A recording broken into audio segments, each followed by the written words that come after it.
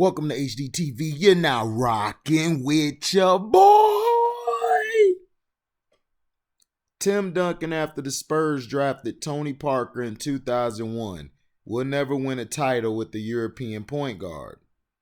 Tim Duncan led the San Antonio Spurs through an unprecedented era of greatness and consistency, winning 5 championships in 19 years, never missing the playoffs once in that span.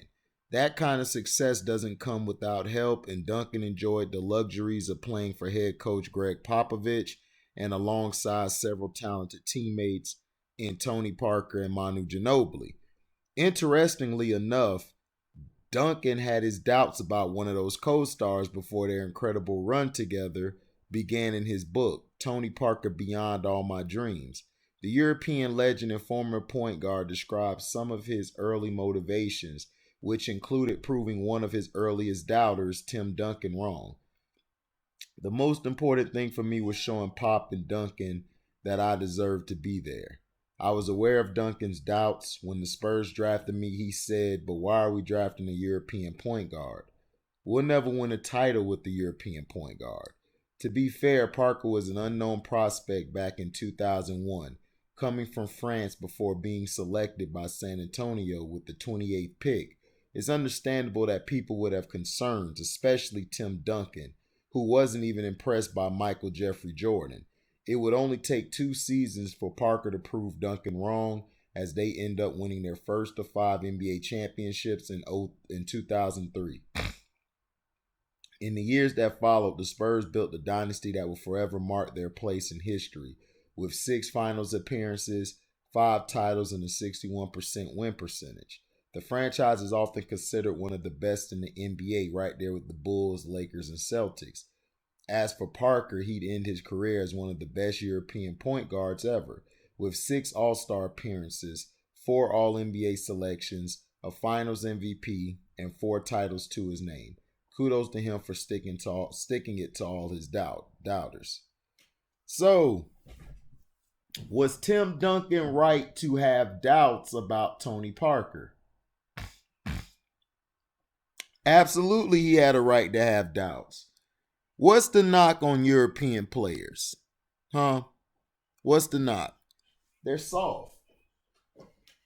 They're very soft. You could get physical with them, knock them around. They're not able to handle it. Look what happened to Luka Doncic this past year. Luka was being knocked around and pushed around. Now, Luka was a better player than Tony was when Tony entered the league. Tony had to learn. Tony wasn't a traditional as I say it. I said traditional point guard. He wasn't one. He was basically a scoring point guard like the rest of these other point guards are today, except he didn't shoot a lot of bad threes or try to cross you over. Like, he'll give you a quick cross and then get to the lane. He was mostly a guy to come off picks. To me, he was a better version of Mike Bibby. To me, he was a better Mike Bibby. That's all to me that Parker was. His defense was also underrated. He could play the passing lanes well. He could get all up in the grill of the grill of his opponent. He used to give problems, man, to the Lakers. He used to give the Lakers problems just like the Kings used to give them problems, because that high pick and roll would be killing the Lakers. And that's how they were able to win in 2003, because that high pick and roll, Shaquille O'Neal would not come out and try to guard it, and Parker would just pop up. He would just do a pick and pop, make the shot. Wasn't a good three-point shooter. He got better as his career went on, but Tony was not that good at shooting the three.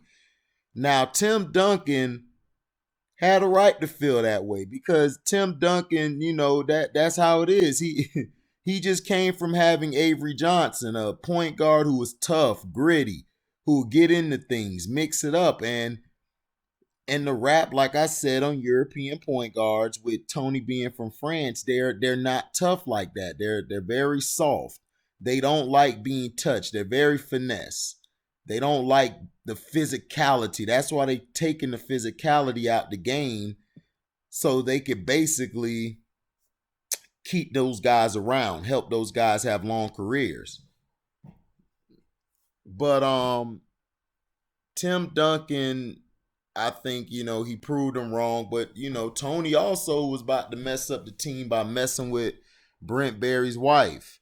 And almost torpedoed the team. And, it was crazy at that time. Greg Popovich really didn't like him. He really did not like Tony Parker after that. Because they gave him a big contract because he earned it. Tony was balling. Tony has always been that he's always been that guy when it comes to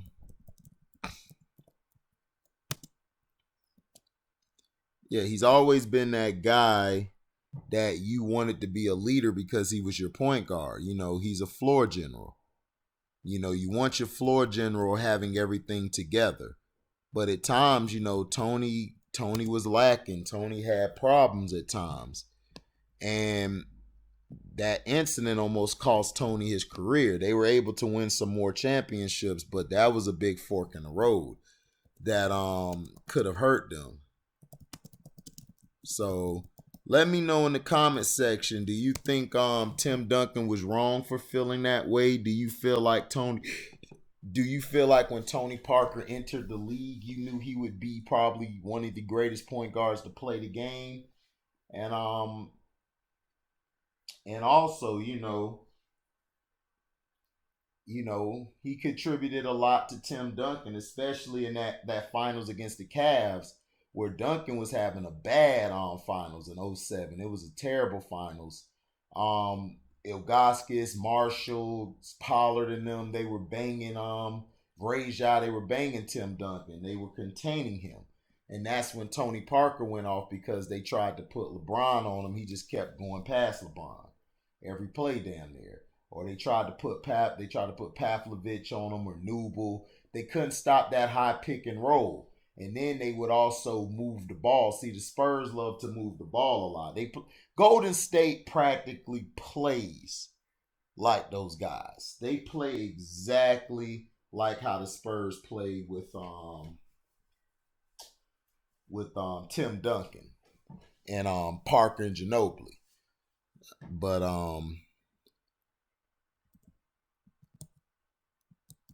so let me know in the comment section what you think. I thought that was a neat little story on how, because I didn't know anything about him until I started watching him, and I was like, yeah, he's okay.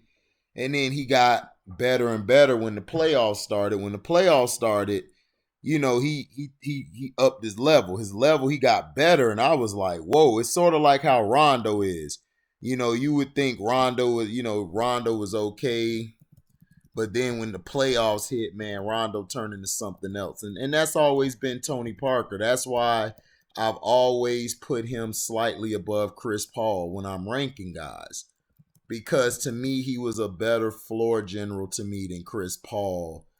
And to be able to, in pressure situations, to come through a lot of times.